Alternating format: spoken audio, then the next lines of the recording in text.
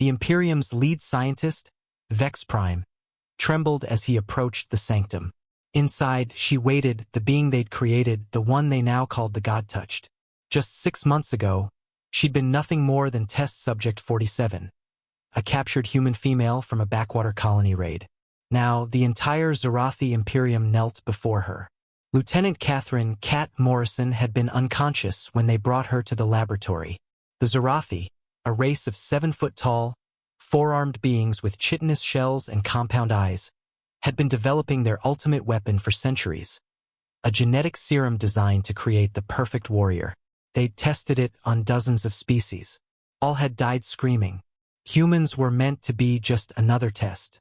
Their soft, fragile bodies seemed even less suitable than most.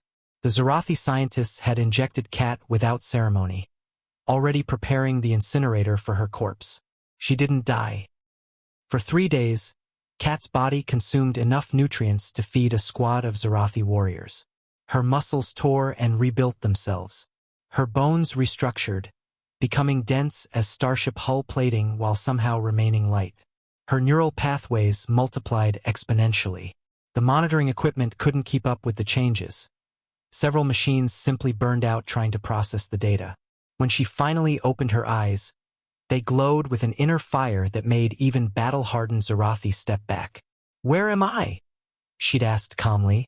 Despite being surrounded by aliens that looked like nightmarish combinations of mantis and beetle, the universal translator struggled with her words, not because of language, but because her voice now carried harmonics that bypassed the ears and spoke directly to the nervous system. Vex Prime had ordered immediate termination. 12 Zorathi warriors entered her containment cell. Cat didn't want to hurt them. She tried to explain she just wanted to go home. But when they raised their plasma weapons, instinct took over. She moved like liquid lightning, not with the brutal efficiency the serum was designed to create, but with something else, grace. She disarmed them without killing, her enhanced mind calculating angles and forces to disable without destroying. When reinforcements arrived, she'd already bent the plasma rifles into abstract sculptures and was sitting cross-legged on the floor, meditating. "Please," she'd said, that harmonic voice rippling through their chitin like a physical force. "I don't want to fight you." The Zorathi had tried everything. Energy weapons barely singed her skin. Toxins designed to melt steel were processed by her body as mild irritants. Telepathic attacks from their rare psion cast bounced off her consciousness like pebbles off a mountain. But it wasn't her invulnerability that broke them. It was her compassion. When a young Zorathi scientist accidentally triggered a containment breach that would have killed everyone in the lab, Cat had torn through 3 feet of reinforced walls to reach the reactor core. She'd absorbed enough radiation to kill 1,000 humans, her body converting it to harmless light that poured from her skin like a star. She saved them all. When she learned the Zorathi homeworld was dying, their sun gradually cooling due to an ancient weapon used against them eons ago, she wept for them. Real tears that crystallized into perfect diamonds when they hit the floor.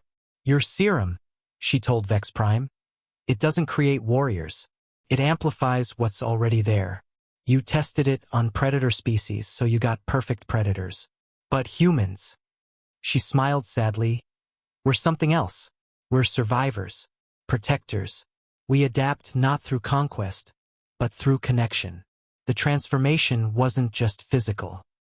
Cat's enhanced mind could perceive quantum fluctuations, see probability streams, understand the fundamental harmonies of matter and energy. Within weeks, she'd solved mathematical theorems the Zorathi had worked on for millennia. She redesigned their failing life support systems, doubling efficiency.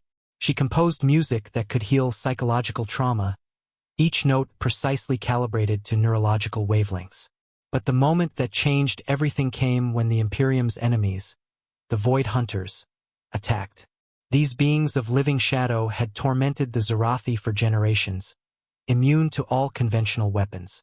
Cat stood before them alone, and for the first time, the Zorathi saw her truly unleashed. She didn't fight them. She understood them. Her enhanced perception saw through their shadow forms to the traumatized consciousness beneath. Beings from a dimension where light was poison, refugees just trying to survive. She spoke to them in harmonics that transcended dimensional barriers, negotiated peace in languages that existed as pure mathematics. The war ended in an afternoon. Now, Vex Prime entered the sanctum where Cat floated in meditation, her body gently luminescent, solving 50 different crisis scenarios across Zarathi space simultaneously. Petitioners from 100 worlds waited outside, seeking her wisdom. They'd built temples, written hymns, named their children after her. "I'm not a god," she told him gently, as she always did. "No," Vex Prime agreed, his forearms spread in reverence. "You're something more miraculous. You're human."